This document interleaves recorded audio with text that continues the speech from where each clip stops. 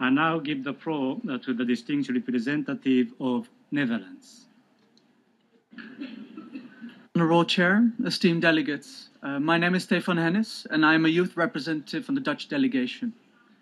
When my delegation asked me to relate our national experiences to you through this statement, I felt honored.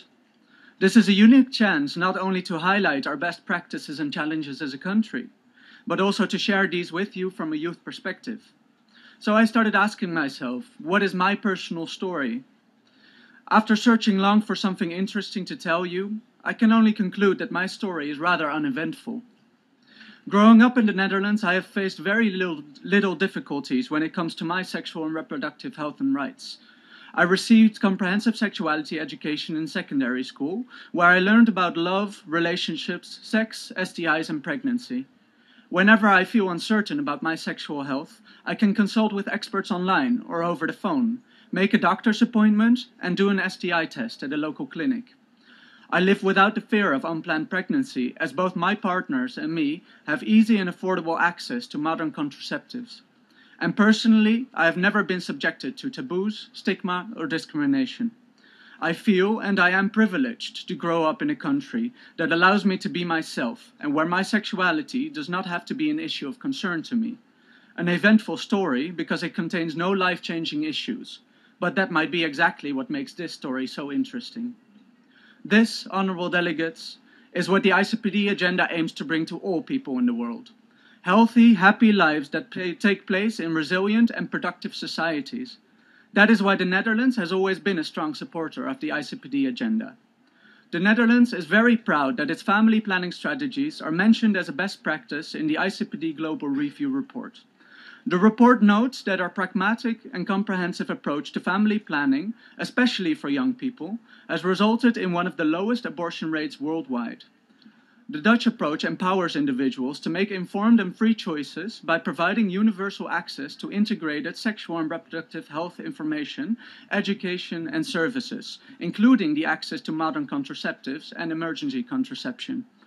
Comprehensive sexuality education is obligatory from the age of 12 to 15 and optional for primary school children through special programs.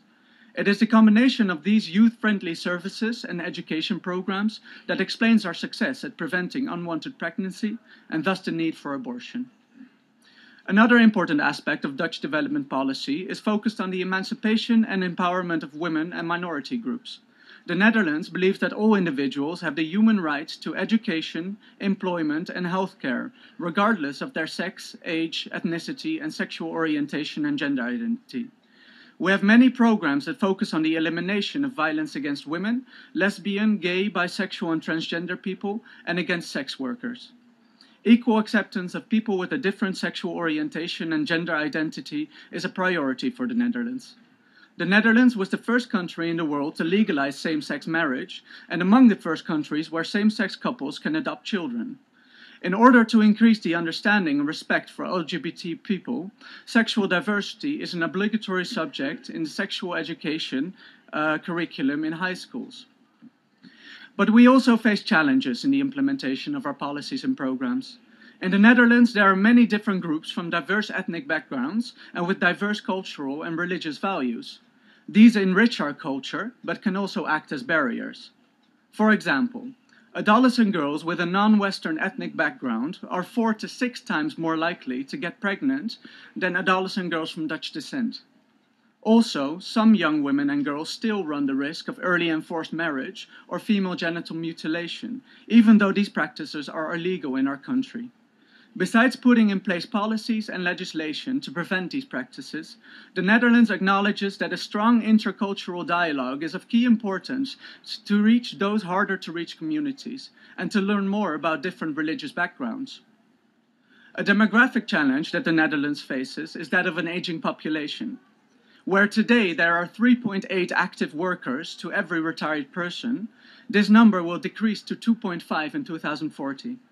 The pressure on my generation is building, as we will have to provide more healthcare and work until a later age to support the older generations.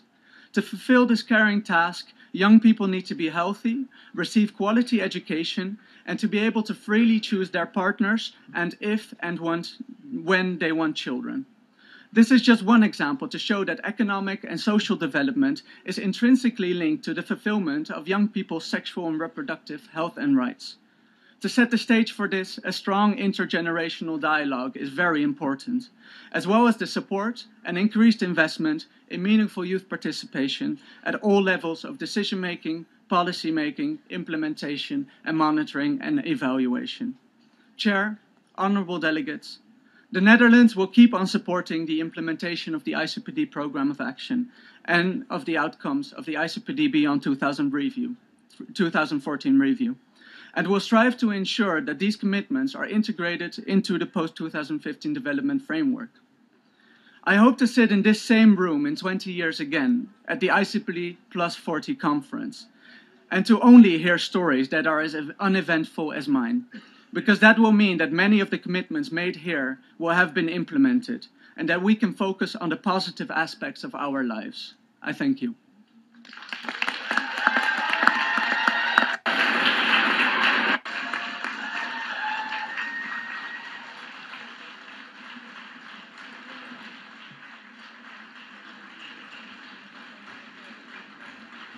I thank the distinguished representative of Netherlands for his statement.